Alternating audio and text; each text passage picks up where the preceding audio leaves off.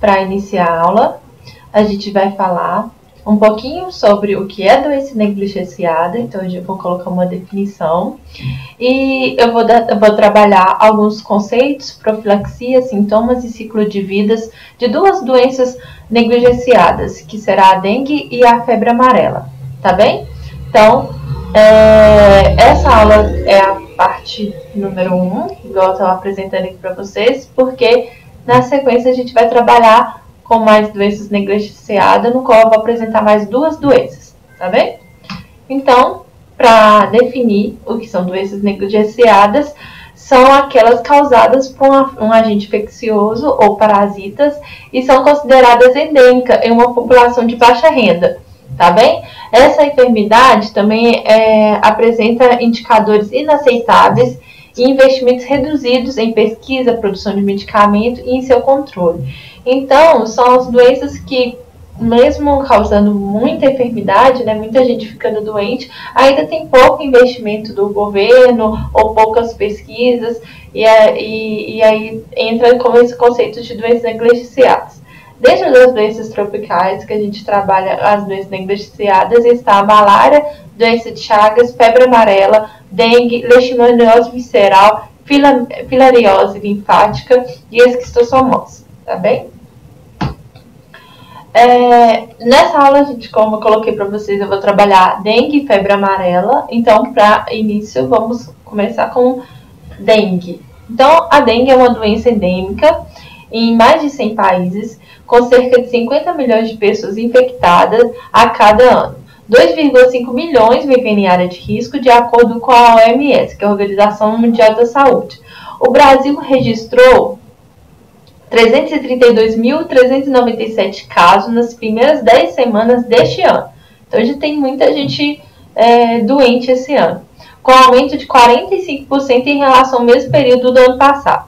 Este ano, 77 pessoas morreram por causa da doença, segundo o Ministério da Saúde, MS. Então, é uma doença que tem fácil combate, né? O pessoal, a mídia, a comunicação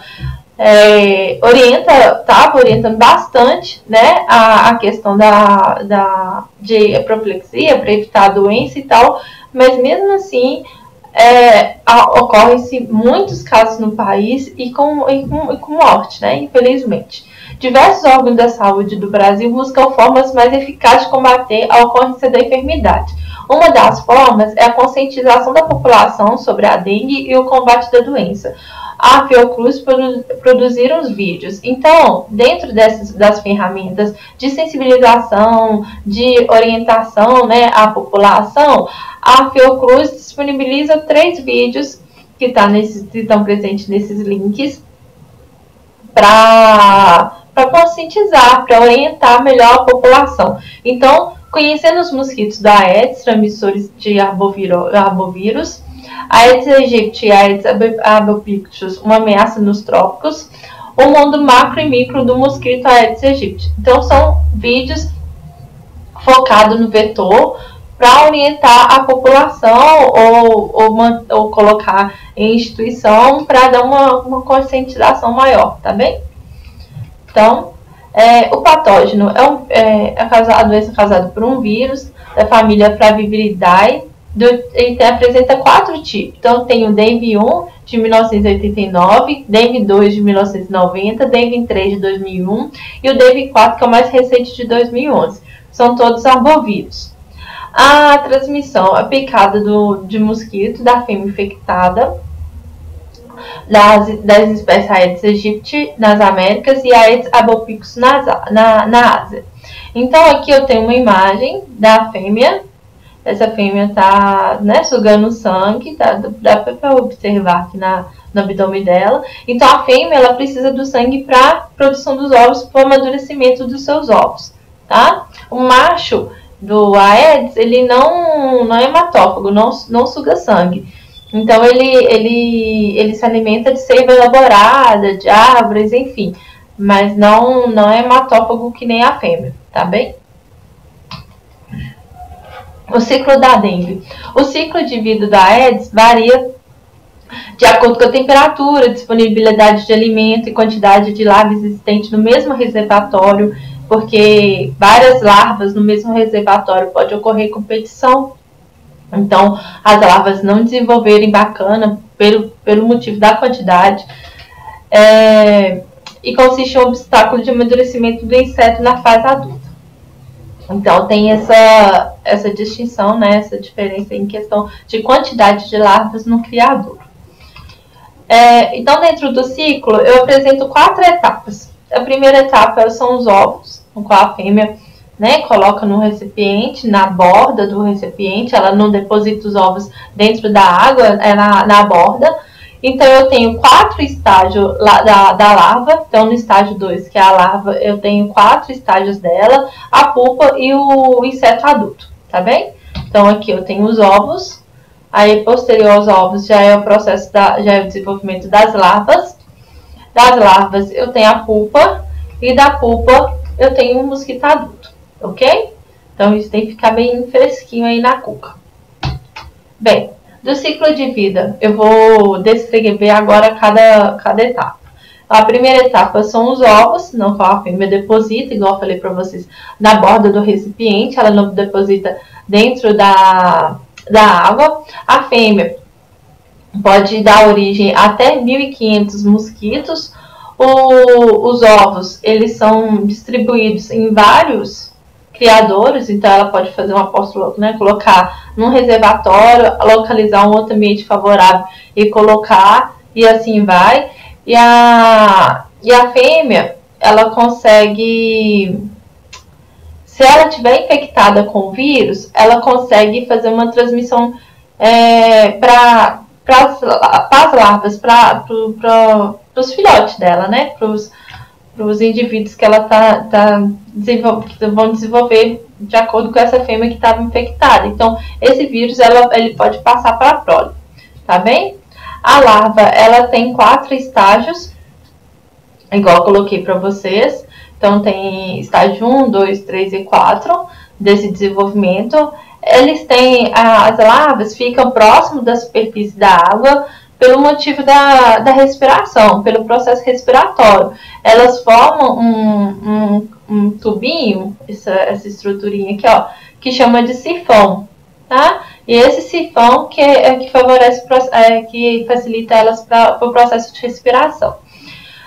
A alimentação das larvas é da matéria orgânica que está dentro da água, tá bem? Então, elas ficam quietinhas lá dentro da água e fica se alimentando da matéria orgânica que está presente dentro da água.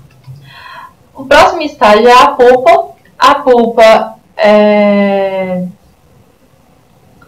ela não alimenta mais, fica, né, já com a reserva energética que está no processo da larva.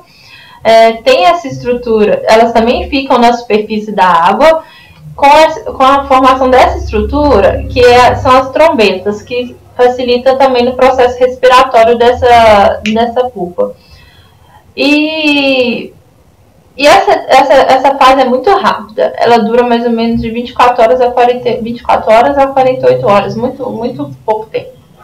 E o próximo estágio é o mosquito adulto. Então, posterior à pupa, o mosquito ele sai, ele permanece um período na superfície da água, amadurecendo o exoesqueleto dele para ficar preparado para o voo, né?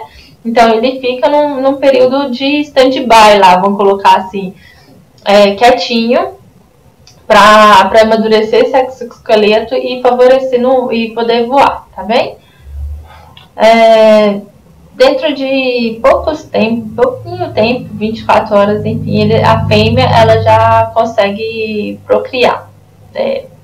Tem isso, muito rapidinho. Bom, o ciclo do vírus. No mosquito, o vírus ele permanece no intestino e nas glândulas salivares. Não é à toa que quando a fêmea vai sugar o sangue, né, ela transmite e infecta a pessoa, né, o hospedeiro. No humano fica nas células musculares, fibroblastos e linfonodos.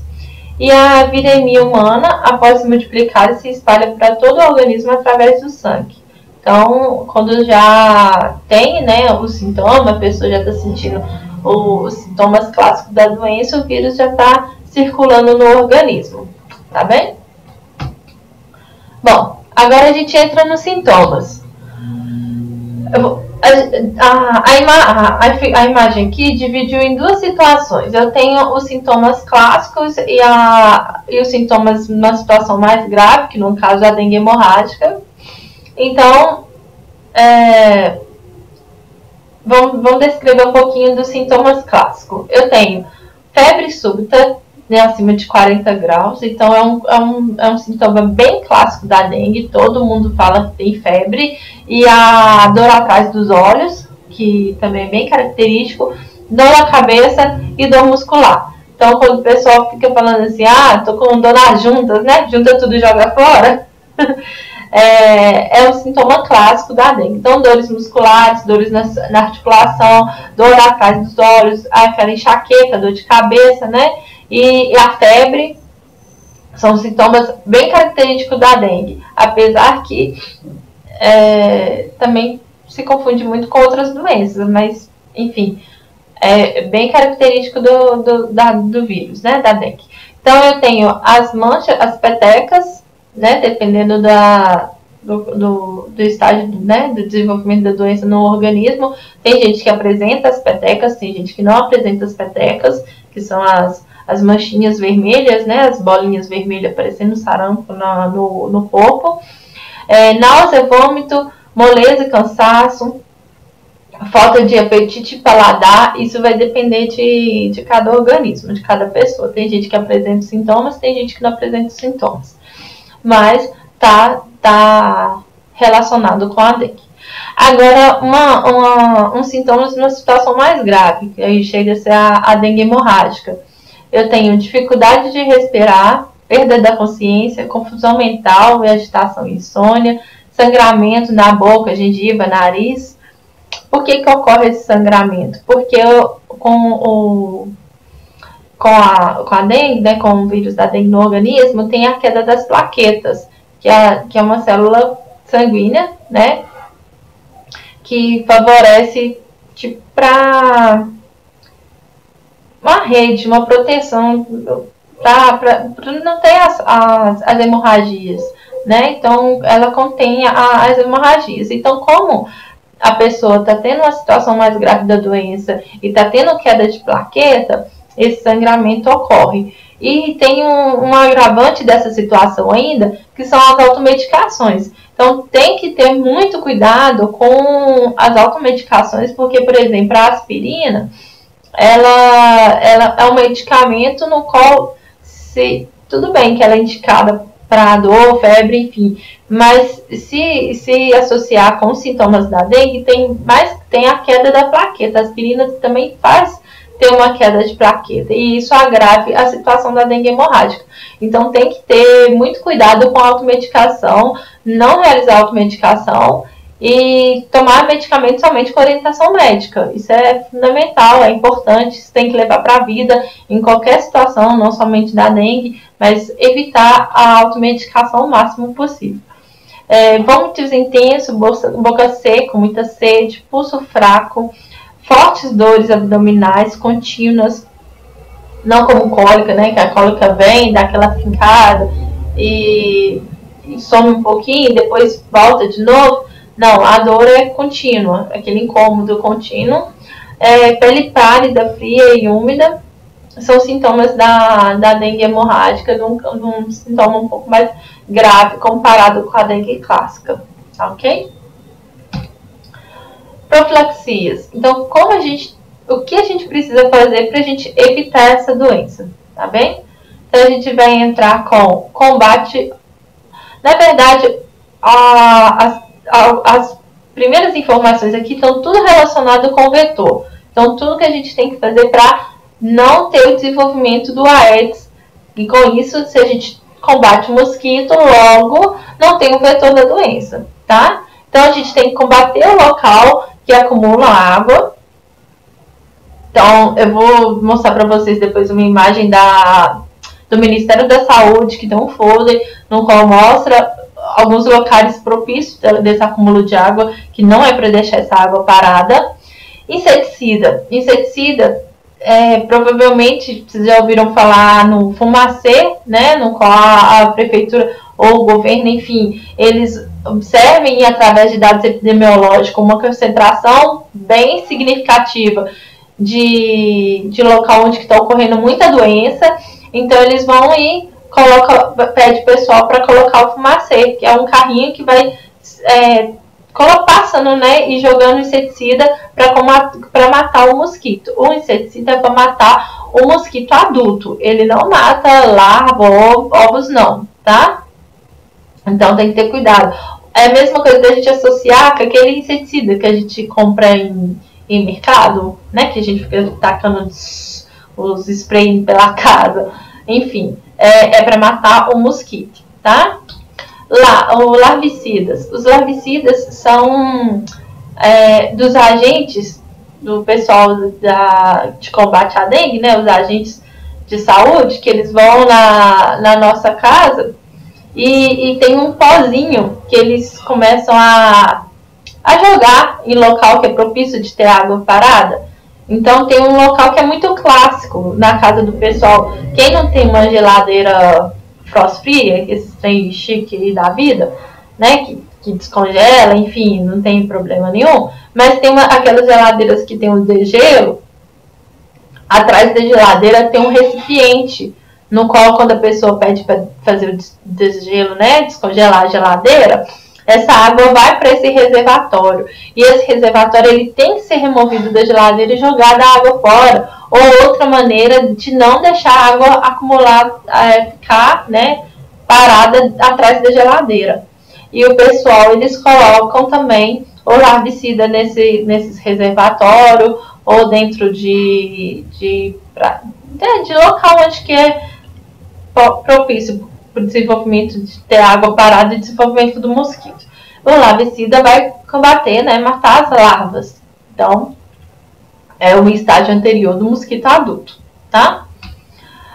A bactéria Wolbachia é um estudo da Fiocruz para que o Aedes ele tenha essa bactéria e quando ele contrair o vírus, vai ter tipo uma competição.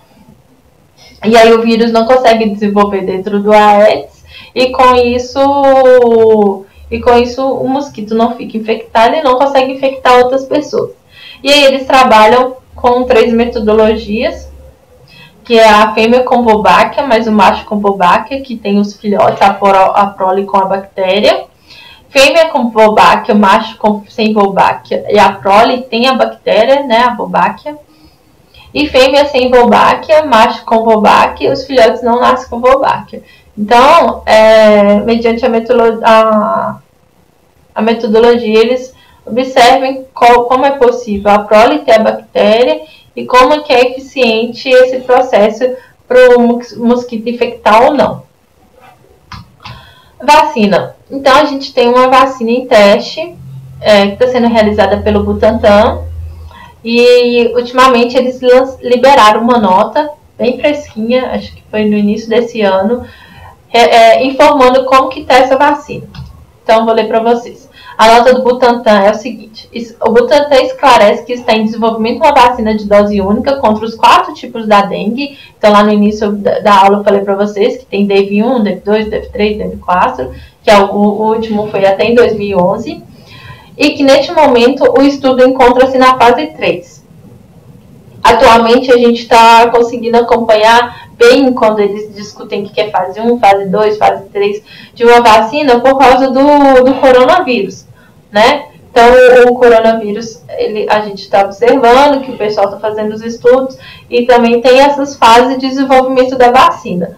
A fase 3 já é a fase no qual tem os casos clínicos, já tem a análise dos voluntários e já está, né, tá um processo bem avançado para a liberação dessa vacina. Com a vacinação de 17 mil voluntários, que já foi realizado o teste da vacina da dengue. Após esse processo, a vacina será submetida à aprovação da Anvisa, que é a Agência Nacional de Vigilância Sanitária, e os dados disponíveis até o momento indicam que a vacina do Butantan é segura, que induz o organismo a produção de anticorpos de maneira equilibrada contra os 4 vírus da dengue e que é potencialmente eficaz. Então, é uma ótima notícia para garantir a imunidade da população e reduzir bastante o número de casos de dengue no nosso país. Tomara que dê tudo certo. Aqui eu tenho algumas orientações, segundo o Ministério da Saúde, para a gente evitar a água parada. Então, eu tenho manter a caixa d'água fechada. Se não tem a tampa própria da caixa d'água, pode ser uma rede com as tramas bem justinhas, para o mosquito não conseguir entrar, né? E aí amarra na borda da caixa inteira, para não dar fresta nenhuma para o mosquito conseguir entrar. Manter tampado tonéis e barris de água, também na mesma ideologia, na mesma forma, para o mosquito não ter acesso à água parada. Lave semanalmente com escova e sabão os tanques utilizados para armazenar água. Então, por que coloca essa orientação? Porque a fêmea deposita ao redor, né, no recipiente, ela não coloca dentro da água mesmo. Então, tem que higienizar bastante bem para evitar essa situação. Enche com areia até a borda os pratos das plantas. Essa orientação ainda também tem algumas coisas meio... Tem gente que aprova, tem gente que não aprova, mas é porque com o passar do tempo, se não for repor na areia, a areia vai saindo, né, normal, e aí forma uma lâmina de água em cima da areia. Isso também favorece o desenvolvimento dos ovos, das larvas. Então, se atentar, se for encher os pratinhos, né, se atentar a manter a manutenção dessa areia, verificar se não está acumulando água de qualquer forma. Coloque no lixo todos os objetos não utilizados que possam acumular água. Coloque no lixo em saco plástico e mantenha a lixeira bem fechada. Então, os garrafa plástica, enfim, o que for jogar no lixo tem que amarrar bem no saco e colocar numa lixeira fechada. Manter as calhas limpas, né? Porque as calhas, igual tá a imagenzinha, igual a imagem tá formando aqui, tá mostrando aqui, pode cair as folhinhas e com as folhas entupir, né? Não favorecer, não deixar o caminho da água e com isso a água vai acumular e não deixar a água acumular sobre as lajes, tá? Então são orientações bem específicas para a gente não deixar a água parada, tá bem? Bom, agora a gente vai entrar relacionado com alguma outra doença que eu coloquei para vocês dessa aula da parte 1, que é a febre amarela. A febre amarela é uma doença infecciosa febril aguda, transmitida por um artrópodes, sendo classificada como febre amarela silvestre e febre amarela urbana. Eu tenho um esqueminha que vai conseguir distinguir as duas, tá? No Brasil, no período de 2019 a 2020, no qual 269 epizootias foram confirmadas nesse período e 382 permanecem em investigação. O que é isso? São os animais, os mamíferos não humanos que foram infectados com febre amarela, tá? Em humanos foram confirmados 14 casos e 105 permanecem em investigação, só nesse período de 2019 e 2020. Então, é engraçado pensar que não era para ter caso nenhum, enfim, porque a febre amarela tem vacina. Então, é uma doença que a pessoa pode criar uma imunidade e não ficar doente, né? Porque tem a vacina. O patógeno dessa doença é o vírus da família Flaviviridae, então são priminhos do Aedes, né? Um arbovírus. A transmissão da febre amarela silvestre é através do artrópode do gênero Aemagobus e Sabetes, né? Tem ou é um Aemagobus ou um Sabetes. E a febre amarela urbana é do Aedes aegypti, tá? Da espécie do Aedes aegypti. Então, eu tenho aqui um exemplo de uma fêmea do Haemoglobus que precisa do sangue também para amadurecer os seus ovos, então, justamente um hematófago. Vamos lá. Então, eu tenho o ciclo de vida aqui do vírus da febre amarela. Então, eu tenho duas situações aqui. Eu tenho o ciclo de vida silvestre e o ciclo de vida urbano, tá? Então, o ciclo de vida silvestre, o que acomete, o reservatório são os mamíferos não humanos. Então, hipoteticamente aqui, né, vamos colocar aqui, eu tenho 2 macaquinhos e o Haemoglobus, o sabete, disponível lá na floresta, no ambiente natural deles lá, numa floresta, enfim. Então, vamos supor que esse macaquinho está infectado com o vírus da febre amarela. O Haemoglobus foi e sugou, né, a fêmea, sugou o sangue desse macaco infectado. Então, logo, o mosquito vai ficar infectado, beleza? Então, tá bom.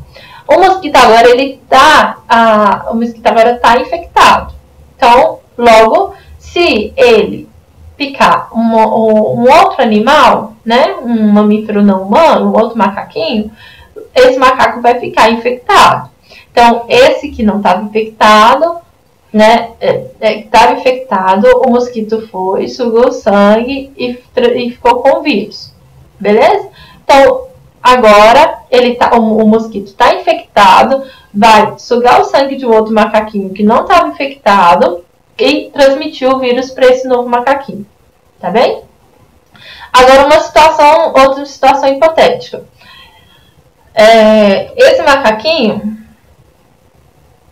macaquinho está infectado, o mosquito foi, sugou o sangue, ficou infectado, só que nesse ambiente, nessa floresta, tinha uma pessoa que estava fazendo um serviço, coletando açaí, extraindo borracha, sei lá, fazendo algum serviço na floresta, e aí esse mosquito foi e sugou o sangue dessa pessoa. Então, logo, ele transmitiu a doença, o vírus, agora para essa pessoa. Essa pessoa, ela não mora lá na floresta, tá? Não é o Tarzan. Então, essa pessoa, ela vai para o centro urbano para descansar, para dormir, para ver a família, enfim, para ter sua vida social. Então, esse homem, ele saiu do ambiente silvestre no qual ele estava trabalhando e foi para o ciclo, foi para a região urbana.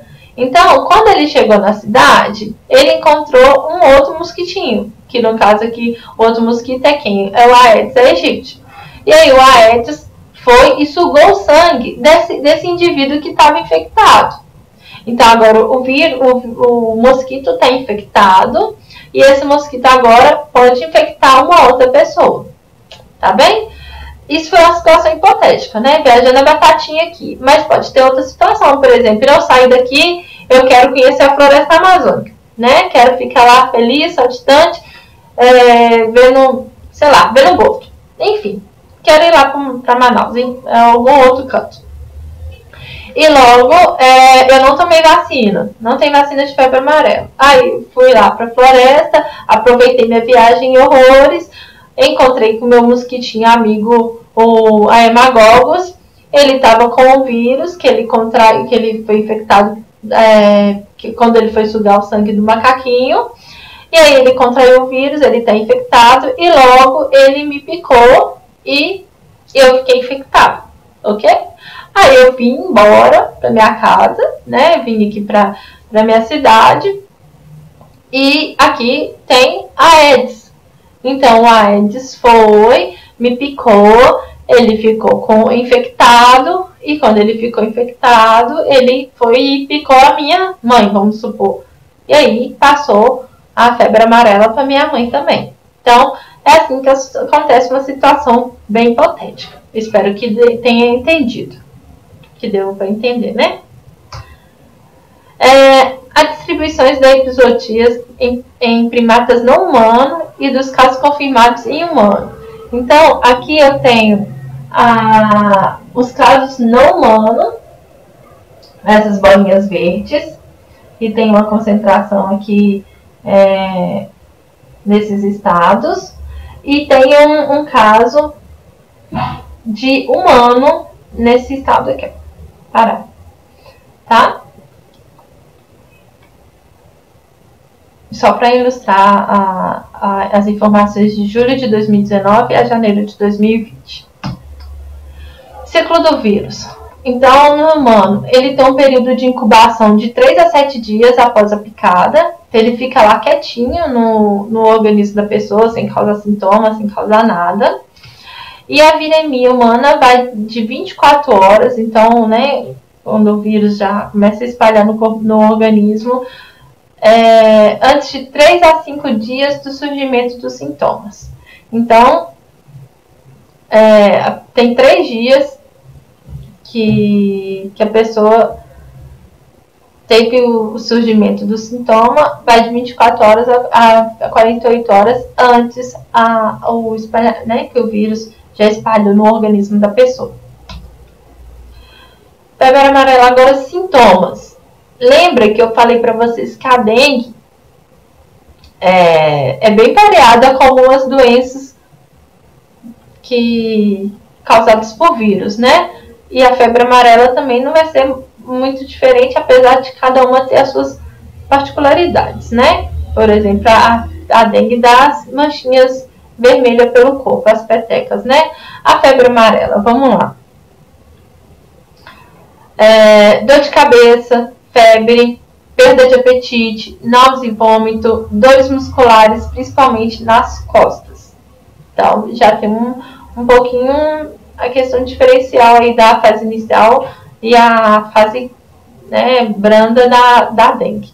Então, a febre amarela tem dor de cabeça, febre, perda de apetite, náusea e vômito, dores musculares, principalmente nas costas. Repetindo, né? A fase tóxica é um pouco mais grave a situação da febre amarela. Então, a pessoa tem febre alta, bastante alta, pele e olhos amarelados. Então, vem aí a orientação da febre amarela. Então, a pessoa tem febre bem alta e a pessoa começa a ficar meio amarela. Então, pele e olhos amarelos. Sangramento de boca, nariz, olhos e estômago. Então, já tem um sintoma aí que equipara a dengue. Vômito. Os órgãos são afetados, como o fígado e rim. Por isso que a pessoa fica amarelada. E dores abdominais e urina escura. Então, aqui já tem uma situação mais grave da doença, tá? Tratamento. Não há medicamentos antivirais específicos para a febre amarela. Você não vai lá na farmácia e falar assim, eu quero um medicamento para me matar o vírus da febre amarela. Não tem. O tratamento será com medicamentos para reduzir os sintomas. Então, um antitérmico, um anti-inflamatório, alguma coisa que vai muito repouso, bastante líquido, para o sistema imunológico conseguir combater esse vírus, tá? Mas tem a vacina. Profilaxia. Então, como é que a gente vai conseguir combater essa doença, né? Então, o foco principal, novamente, é voltado ao vetor e dentro das orientações, o vetor é o vetor semelhante ao da dengue, que é o Aedes. Então, como é que a gente mata esse mosquito? Vamos lá. Combate local com água acumulada, inseticida e larvicida. Não vou repetir, porque é a mesma orientação do Aedes lá na doença da dengue. Vacinação. Então, a vacinação, ela está no calendário nacional de imunidade aqui no país, é oferecida pelo SUS. Então, qualquer pessoa que pode ir lá no posto de saúde falar assim, eu quero vacinar contra a febre amarela, consegue a vacina, tá? Então, o combate da febre amarela está presente na campanha de vacinação do governo, na qual a vacina é disponibilizada pelo posto de saúde. Então, só você comparecer com a sua caderneta de vacinação no posto mais próximo de saúde que você consegue vacinar, tá? Então, é importante ter o cartão de vacinação em dia, tá? É importante. Bem, foi isso tudo. Espero que não tenha ficado nenhuma dúvida. Qualquer coisa, estamos disponíveis. Aqui tem as referências, né, as fontes que eu utilizei para fazer a aula. E desde já agradeço a oportunidade. Abraço, gente!